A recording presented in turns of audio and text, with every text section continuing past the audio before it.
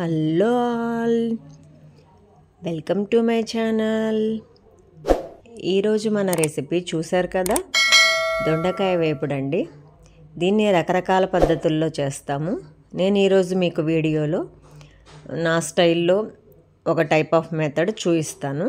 చూడండి, చాలా అంటే చాలా బాగుంటుంది. ఈ దొండకాయ మన ఒంటికి చాలా మేలు చేస్తుందండి. ఎందుకంటే మన ఒంట్లో బ్లడ్ పెరిగేలాగా చేస్తుంది. ఆ విధంగా మనం ఈ రెసిపీని తయారు చేసుకొని చాలా అంటే చాలా బాగా దీన్ని ఎంజాయ్ చేయొచ్చు. ఎలా తయారు చేసుకుందామో చూసేద్దామా. మరి దీన్ని రకరకాల పద్ధతుల్లో చేసుకోవచ్చు.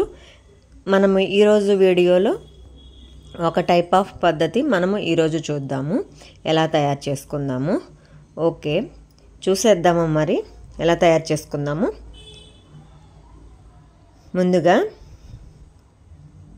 స్టవ్ వెలిగించి ప్యాన్ పెట్టేసి ఆయిల్ 3 టేబుల్ స్పూన్స్ వేసుకొని, పీనట్స్ అండి 2 స్పూన్స్ వేసుకోవాలి. క్యాష్యూ ఉంటే వేసుకోండి, లేకపోతే ఆప్షనల్ అండి, మన ఇష్టం. ఆ తర్వాత టెంపరింగ్ సీడ్స్, తాలింపు దినుసులు వేయండి 2 స్పూన్స్. కొంచెం ఫ్రై చేసిన తర్వాత వీడియోలో చూపిస్తున్న విధంగా ఆనియన్స్ అండి, పొడవుగా కట్ చేసుకున్న ఆనియన్స్ అండి. ఎందుకంటే ముక్కలు మనం చిన్నవి కట్ చేసుకుంటాం కాబట్టి ఇవి పొడవుగా కట్ చేసుకోవాలి.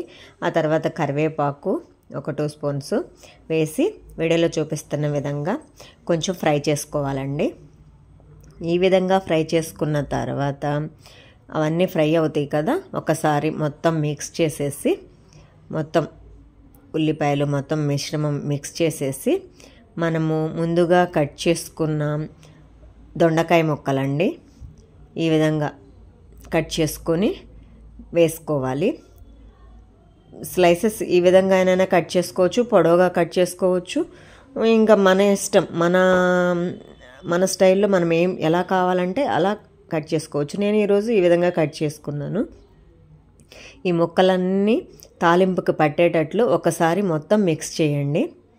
మొత్తం తాలింపు ఈ ముక్కలకు పట్టాలి కదా, సో అందుకే మొత్తం నిదానంగా మీడియంలో పెట్టేసి కలపండి. ఎందుకంటే అడుగు మాడిపోతుంది, సో అందుకే చూసుకుంటూ మిక్స్ చేయండి. ఈ విధంగా మొత్తం మిక్స్ చేసిన తర్వాత కొంచెం ఫ్రై చేయాలండి. ఎందుకంటే దొండకాయలు కుక్ అవ్వటానికి చాలా టైం పడుతుంది. మనం అందుకే మధ్య మధ్యలో చూసుకుంటూ వీటిని ఫ్రై చేసుకోవాలి.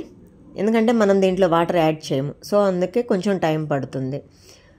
కొంచెం వేగిన తర్వాత కొంచెం మూత పెట్టేసి ఒక 10 to 15 మినిట్స్ చూసి, ఆ తర్వాత మూత తీసి చూడాలి. కొంచెం వాటరు ఇదవుతుందండి, ఆ వాటరు ఆవిరైపోతుంది, నో ప్రాబ్లం. ఒకసారి కలపండి. కొంచెం కుక్ అయినాయండి మన దొండకాయ ముక్కలు. ఇలా కొంచెం కుక్ అయిన తర్వాత టేస్ట్కి సరిపడా సాల్ట్ వేసుకోండి. నాకు 2 స్పూన్స్ పట్టింది. టేస్ట్కి సరిపడా సాల్ట్ వేసుకొని, 1/2 స్పూన్ పసుపు వేసుకొని కొంచెం ఫ్రై చేయండి. ఈ విధంగా కొంచెం ఇంకా బాగా ఫ్రై అయిన తర్వాత మొత్తం మనం కారం వేసుకుందామండి. నేను వెల్లుల్లి కారం వేస్తానన్నాను కదా, ఫ్రైస్ అన్నిటికీ వెల్లుల్లి కారం యూస్ చేస్తానండి. ఈ వెల్లుల్లి కారం కనుక వేసామంటే ఫ్రైస్కి చాలా అంటే చాలా టేస్ట్ యాడ్ అవుతుందండి. ఏం లేదు, కొంచెం వెల్లుల్లి, కొంచెం జీలకర్ర, కొంచెం ధనియాలు ఇవన్నీ వేసుకొని, కొంచెం ఎండుకారం వేసుకొని మిక్సీ పట్టేసుకుంటే సరిపోతుంది. మన రెసిపీ చాలా వరకు ఆల్మోస్ట్ రెడీ అయిందండి. కొత్తిమీర వేసుకొని గార్నిష్ చేసుకోండి.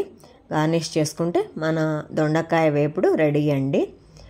మీకు కనుక నా వీడియోస్ నచ్చినట్లయితే లైక్ చేయండి, షేర్ చేయండి, మీ ఫ్రెండ్స్ అండ్ రిలేటివ్స్కి షేర్ చేయండి, సబ్స్క్రైబ్ చేయండి.